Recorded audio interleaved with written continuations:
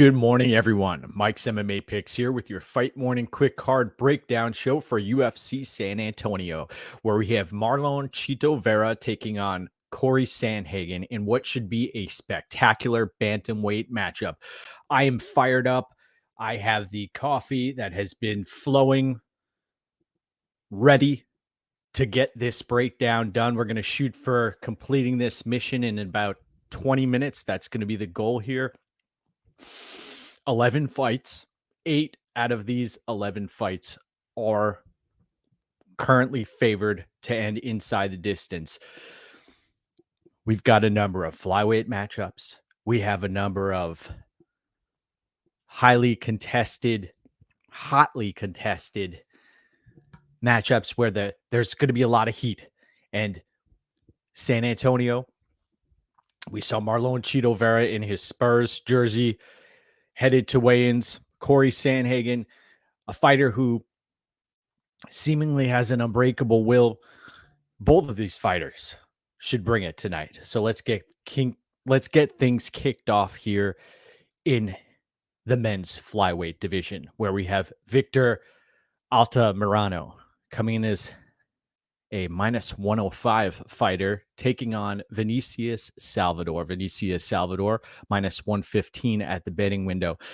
There's a discrepancy here. When you look at UFC stats, you'll see that Vinicius Salvador is listed as the smaller fighter, yet I mentioned this on other breakdowns that Vinicius Salvador is massive for the flyweight division. You saw yesterday, it looked like he was sucked out on the scales.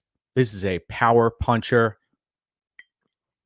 fighting out of the Ribas family.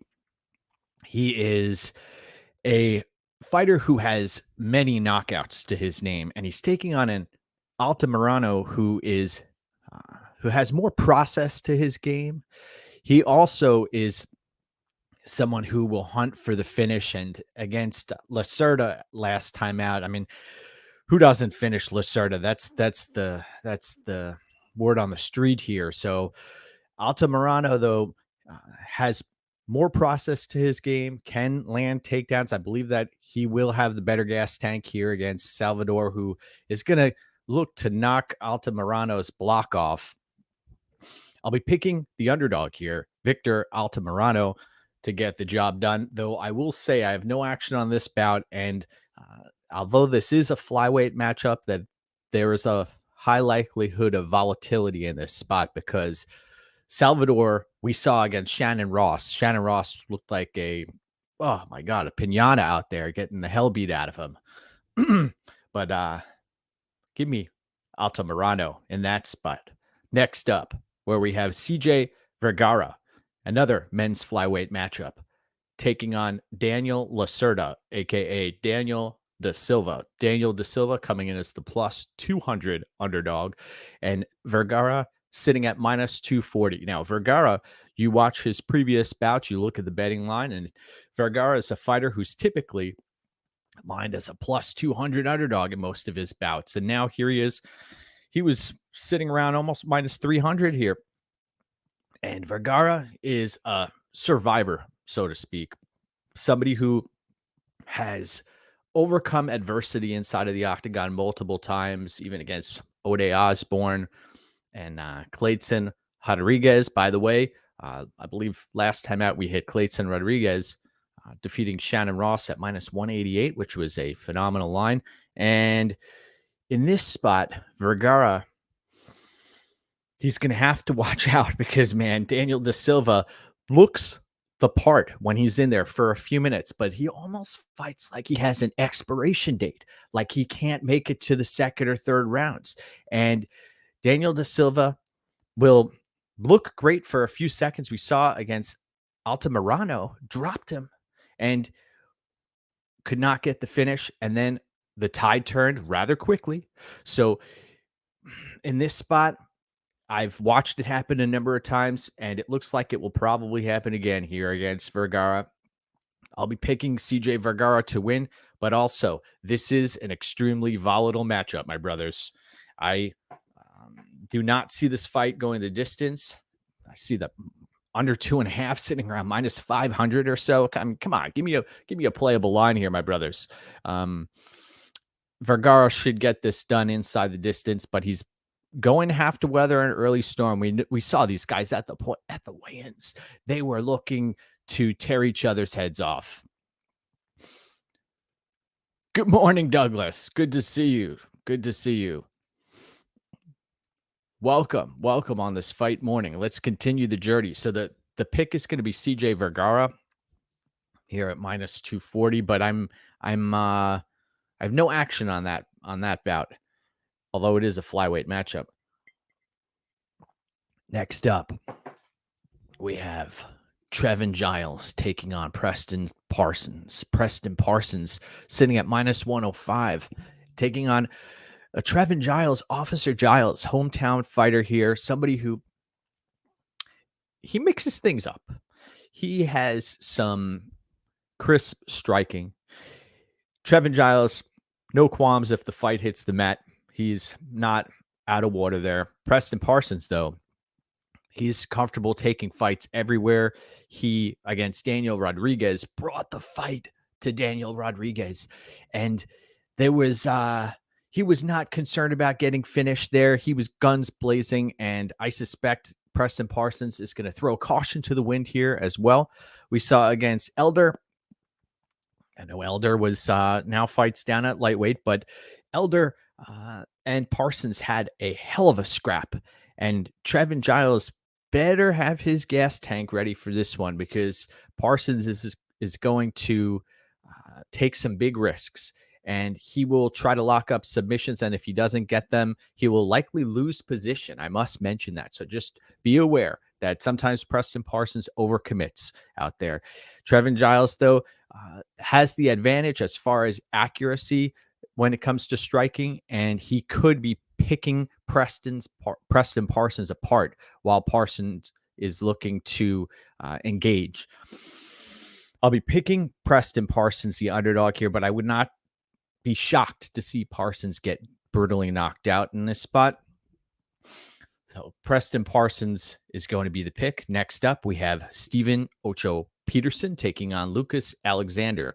Lucas Alexander coming in as the plus 130 betting underdog, and Stephen Peterson is a Texas fighter, Team Fortis fighter. We cashed on Julian Arosa last time out against Stephen Peterson, who missed weight, but he has made weight for this specific bout. Lucas Alexander was blown out of the water by Joe Anderson Brito. Joe Anderson Brito found the back and the neck of Alexander, took him out of there in quick fashion. Now, do I think that's going to happen in this spot? No, I do not. Stephen Peterson is a zombie-esque fighter who will march forward, and man, he's a fighter who can be a bit of a punching bag himself. Peterson will take damage, march through it. It's taken a lot to finish him. Now, Lucas Alexander, he has a kickboxing background from Brazil, who is a fighter with accuracy, and he's not going to, he will initiate the kicks, right? But I'm concerned that he may empty his clip here. Peterson will be the one standing the longer this fight goes if he doesn't eat too much damage. And Lucas Alexander, I have a feeling that he's ready for what's headed his way today, and that he is going to walk away the victor here as the underdog.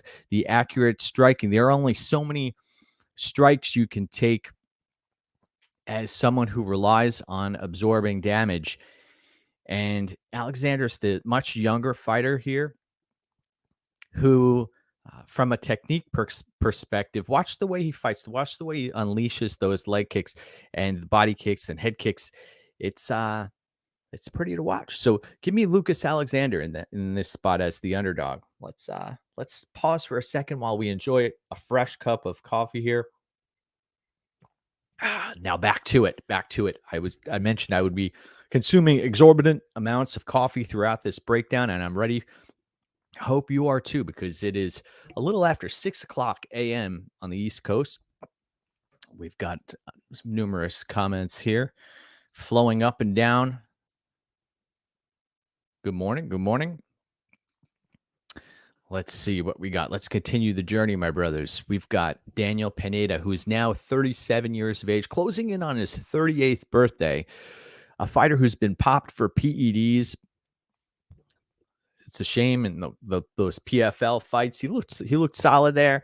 Now, a very dangerous fighter, Daniel Pineda, taking on Tucker Lutz. Tucker Lutz, still only 28 years of age, coming in as the minus 280 betting favorite for Tucker Lutz. Tucker Lutz looked like he had a rough cut. Put in a lot of work there. Daniel Pineda looked solid on the scales. This is a concern of mine because Daniel Pineda could potentially be live here early. And once this fight exits the first round, if it does exit the first round, then keep those trigger fingers ready for entering a live betting play on Tucker Lutz. Now, Tucker Lutz, tough as nails. The Pat Sabatini loss, I have some concerns. The way he lost that fight, but Sabatini is somebody who prides themselves in cardio, and Pineda. It's almost like in a similar way to Daniel da Silva, aka Lacerda. That first round, he comes out guns a-blazing and then runs out of gas. We saw against a number of other fighters. Pineda has had some issues in the past. So I'll be picking Tucker Lutz here. Next up, we have Chidi and Jokwani taking on Albert Duraev. Albert Duraev coming in as the plus 135 underdog, and he is taking on a Chidi who, let's face it, he emptied his gas tank and threw caution to the wind, could not get Gregory Rodriguez out of there. And Jokwani is the much cleaner striker here. A fighter who, if he lands on Duraev, I have concerns that Duraev may not be able to take the striking. Duraev's been taken out by lesser opponents in the past, but Duraev does have a clear path to victory here through the grappling. Is he going to use it? You're gosh darn right he's going to try to initiate the grappling here. But the challenge is if he's able to take Jokwani out of his world, and I know that Jokwani does possess a black belt, right, in Brazilian Jiu-Jitsu. I believe that Jokwani is going to cause problems for Duraev on the feet and just be a little too much inside of this larger octagon. I think we're going to see a fight-ending strike here. And Duraev, though, if he's able to fight to his strengths, there's a path to victory. He could end up grounding Jokwani and draining him there for a significant length of time. But as we well know, there are no certainties in this game. I'll be picking Jokwani to win and to win inside the distance. And the other thing is this fight doesn't go the distance prop has been something that I've been eyeing up for some time here, but I haven't pulled the trigger. Next up, we have one of the best matchups on the card. We've got Alex Perez taking on Manel Kape. Been looking forward to this one for a while. Alex Perez in the past had struggled to make weight, had struggled to just make it to the fight, either by his doing or his opponent's malfunctions. Manel Kape is a fighter who is electric, who is the more powerful striker, who is the much quicker fighter. And Alex Perez, we know he's been a money train for me throughout the years. Carl de Tomas, I've backed him against Jussier Farmiga and others. And now here he is coming off of back-to-back losses where he was brutally finished. And Perez, if he does not get this fight to the mat, I remember also backing him against Eric Shelton and Jose Shorty Torres. And although you see Alex Perez with the volume and when he closes distance, he throws punches and bunches, that doesn't impress me that much when I compare him to the striking of Manel Kape, who is a tactician, who is he's precise. Manel Kape makes his opportunities count. Somebody who was in there against Alejandro Pantoja and Nicolau and other high-profile flyweights and held his own in both of those fights. Now, if Manel Cap is taken out of his game by being placed on his back by Alex Perez and drained, that is a path to victory for Alex Perez. I realize that Alex Perez is a strong collegiate wrestler who has translated his game well to mixed martial arts. This is a guy who has well over 20 victories. So Alex Perez is legitimate, worthy contender here, made weight. So that is a feather in his cap, just making it to the fight at this stage in his career, 31 years of age. Manel Cap, only 29 years old. Manel Cap, I think another thing we should really focus on here is the footwork. Alex Perez is a bit of a tank out there. He'll march forward, shells up, looks to try to get inside, does not move his head much at all. I know he'll probably try to initiate the leg kicks here and chop Manel Cap down, but that is going to be a difficult proposition. Manel Cap has the much better footwork. Also, from a defensive striking standpoint, is leaps and bounds better than Alex Perez. So I have to lean and pick Manel Cap here. I think that he is the side headed into this matchup. I understand, folks, they're enticed by the plus 160 or even better number that was available on Alex Perez, and it caught my eye as well. But the deeper I dug here and I got closer to fight time, I see Manel Cap as being the worthy favorite, and I am going to be picking Manel Cap, and it would not surprise me to see him win this fight either by knockout or by decision. And, the other thing is Alex Perez, you look up and down his resume, and the guy has been tapped a number of times. But if Alex Perez is able to wrestle, then that's his path to victory. So give me Manel Cap there. Next up, we have a hell of a fight here between Maycee Barber and Andrea Lee. Andrea Lee coming as the plus 220 underdog, taking on Maycee Barber, who sits at minus 260 at the betting window. I do have concerns for folks who are laying over minus 220 or so on Maycee Barber, a fighter who, if she comes in here and tries to match a finesse game against Andrea Lee, she may lose that type of fight. But Maycee Barber is a physical specimen. Even though she's 24 years of age and she's been under the tutelage of Uriah Faber, she is still a work in progress, and she is a bull in a china shop. She's somebody who's going to come out, and Andrea Lee is going to try to be the matador and be a tactician on the feet. I saw a big size discrepancy also at weigh-ins. You saw Andrea Lee with a 69.5-inch reach, and Maycee Barber is going to be the shorter fighter with less reach. And man, I think the physicality of Maycee Barber is going to be what leads her to pull away here late in this matchup. This is in Texas. Andrea Lee has lost a close decision against Lauren Murphy. Lauren Murphy was able to use her physicality to pull away, and I had Andrea Lee winning that matchup. We had to play on Andrea Lee in that spot, and that burned us in the past. But you don't let stuff like that affect you moving forward. There are no emotions in this game. You look at the tape. I think that judging was wrong in that specific spot, but these things occasionally happen, and you need to consider that when we are looking at potential outcomes here. And we must acknowledge that we are in Texas, and sometimes the judging in Texas can be shady here. But I think that Maycee Barber is going to use her physicality to win that matchup. Next up, where we have Nate Landwehr taking on Austin Lingo in a featherweight fight.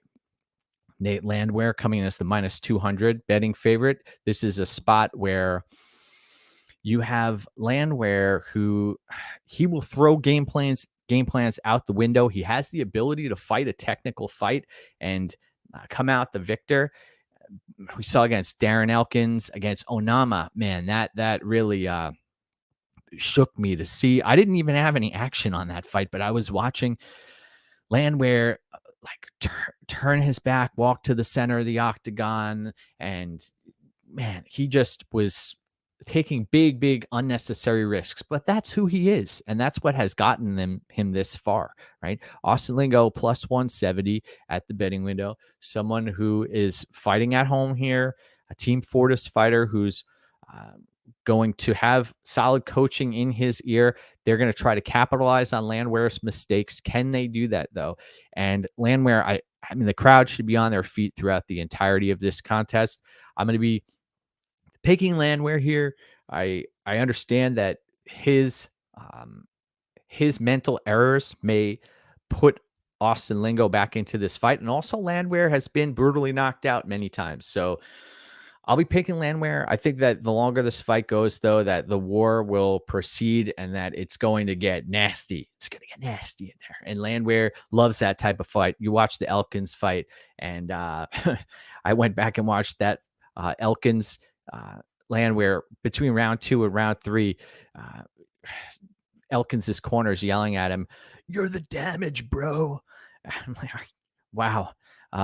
So how many fights does Darren Elkins have left in him? Warrior to the end. But unfortunately, I believe the end for Elkins was a few fights ago. JSP was able to pick one up recently off of him, though. So Nate Landwehr is going to be the pick here, and I think that he's going to get this done late. I think that round 3 is the likely outcome. Submission could be on the table for him, but I'll be picking by knockout.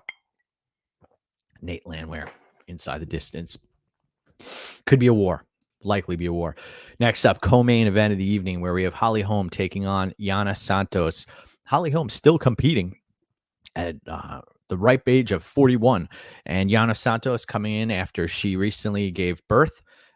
Yana Santos plus 205 at the betting window. Holly Holm minus 245. Now, Holly Holm is a striker who has utilized some grappling in some of her fights, but in this spot, I do see her staying on the outside, also trying to push against the fence with the clinch and drag out a long, boring decision. Minus 235 was fight doesn't go the distance. Fight goes the distance. I typically stay away from fight goes the distance, but maturing as a MMA handicapper, when you see situations that are likely outcomes at a decent price, you have to take another look at them. And I do see this fight going the distance, despite Holly Holm being in her mid-40s, and also Yana Santos coming off of the birth of her child. Yana Santos, man, what can we say about her? She, against Caitlin Vera and others, left a lot to be desired. That was another situation where you had a questionable judging take place. I was on Caitlin Vera against Holly Holm. We cashed that ticket.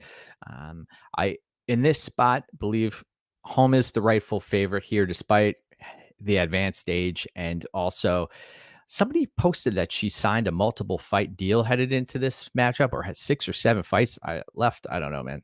I think she fights this out, and that's it. I don't know why the UFC has her in this spot, but give me Holly Holm in that matchup. Now let's take a look here. Got more comments here. Good morning. Good morning. I look half asleep, but my brain is fully awake. Yes, we are. We got about 5 hours of shut eye in, ready to rumble. Lingo is another Texas guy, correct? It could get interesting. Let's continue. We've got the main event of the evening, where we have Marlon Chito Vera taking on Corey Sandhagen. Corey Sandhagen coming as the minus 155 betting favorite. And this is why we are here, folks. This is the moment of truth. We have a fantastic fight where both of these fighters, their will seemingly is unbroken, and they will bring every ounce of their fiber, every ounce of their being into this matchup, which can be challenging as far as capping a fight goes, because they do not give up on themselves. And Marlon Vera, he does have the better submission game. I was at a fight where I saw Brian Kelleher lock up a quick submission. I think that could potentially be in play here if Corey Sandhagen gets caught in a transition. But The challenge for Marlon Vera is getting this fight to the mat. He doesn't have great wrestling, and Corey Sandhagen he said that he's going to put on a masterful performance here. He's a cerebral fighter who fights very well at distance and can use multiple limbs to get the job done and inflict damage. Corey Sandhagen minus 155. I am picking Corey Sandhagen here. I think that both of these fighters have great gas tanks. And Marlon Vera he's been a money train of sorts for me throughout the years. We're coming off of a cashing against Dominic Cruz, and I look back at that fight, and yes, I realized that Dominic Cruz was winning the majority of that fight until the tide started to turn late against an aging Dominic Cruz. By the way, I hope Cruz does land that rematch against Cody Garbrandt. I saw that on the timeline last night. Though here in this specific matchup, I believe that Marlon Vera is going to get behind on the scorecards, and I think that's going to happen early here. And Corey Sandhagen's not going to go away, especially the latter rounds. Both of these fighters have experienced the trauma, the heartache, the traumatic experience of losing a controversial decision when you thought you've won.